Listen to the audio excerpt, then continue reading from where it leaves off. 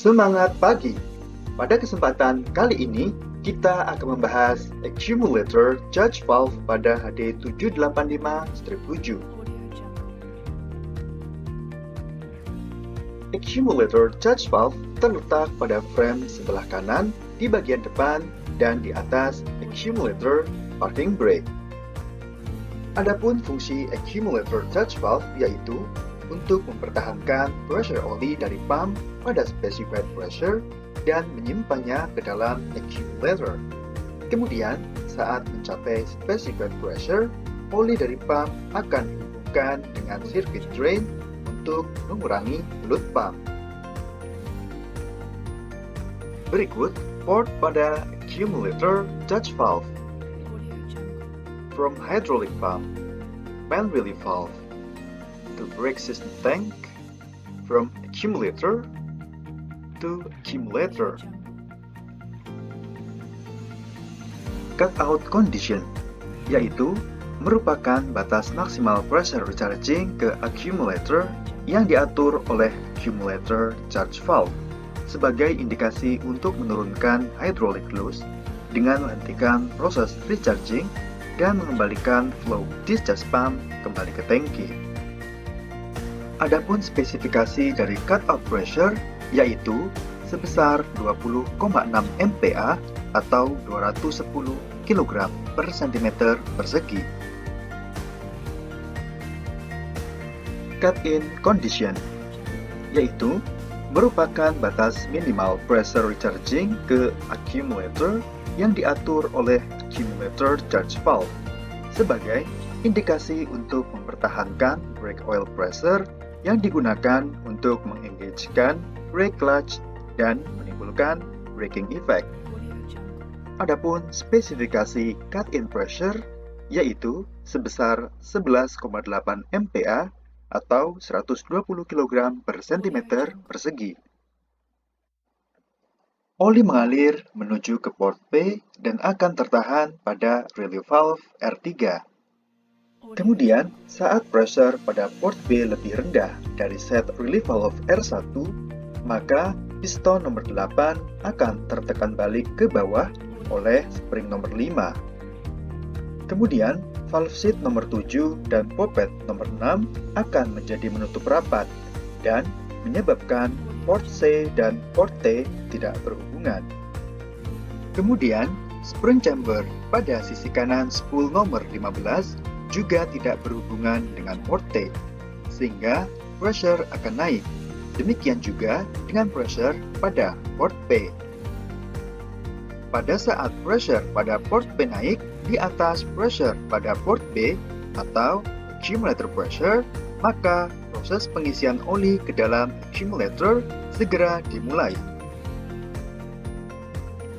Kemudian, oli juga akan mengalir menuju ke spring chamber nomor 14. Kemudian, besarnya tekanan oli untuk pengisian accumulator akan ditentukan oleh besarnya diameter orifice nomor 17 dan perbedaan pressure yang terjadi pada kedua sisi orifice, sehingga sejumlah oli yang sama akan disuplaikan tanpa dipengaruhi oleh engine speed. Main relief valve R3.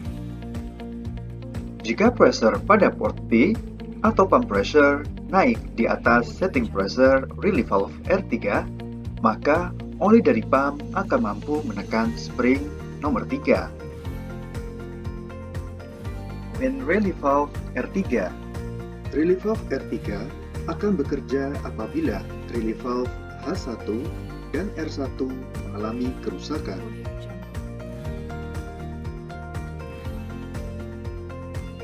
Jika pressure pada port P naik di atas set pressure relief valve R3, maka oli dari pompa akan mampu menekan spring nomor 3.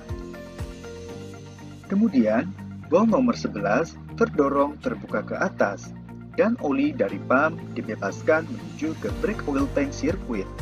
Dengan demikian, akan membatasi maksimum pressure dalam brake circuit dan melindungi sirkuit dari keabnormalan high pressure. Pada saat awal start, oli dari brake pump mengalir menuju ke port P pada accumulator Dutch valve. Kemudian, masuk menuju ke main relief R3, relief valve R1, spring R1, dan kemudian mengisi rear and front accumulator, hingga tekanan pada accumulator mencapai 210 kg per cm persegi. Kemudian, ketika pressure telah mencapai 210 kg per cm persegi, maka accumulator akan memberikan sensing melalui port PP, sehingga menyebabkan valve pada relief valve H1 akan terbuka dan menyebabkan oli yang menekan spring relief valve R1 akan di-drain melalui relief valve H1, sehingga menyebabkan relief valve R1 terbuka dan suplai dari brake pump akan dialirkan menuju ke drain.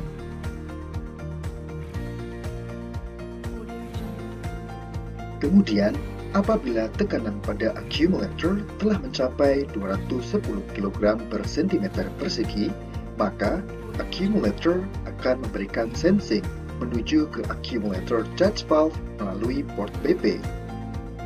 Namun, apabila terjadi kerusakan pada relief valve H1 dan relief valve R1, kemudian tekanan meningkat hingga mencapai 230 kg per cm persegi, maka main relief R3 akan bekerja, sehingga valve terbuka dan suplai oli dari brake pump akan dialirkan menuju ke drain. Thank you.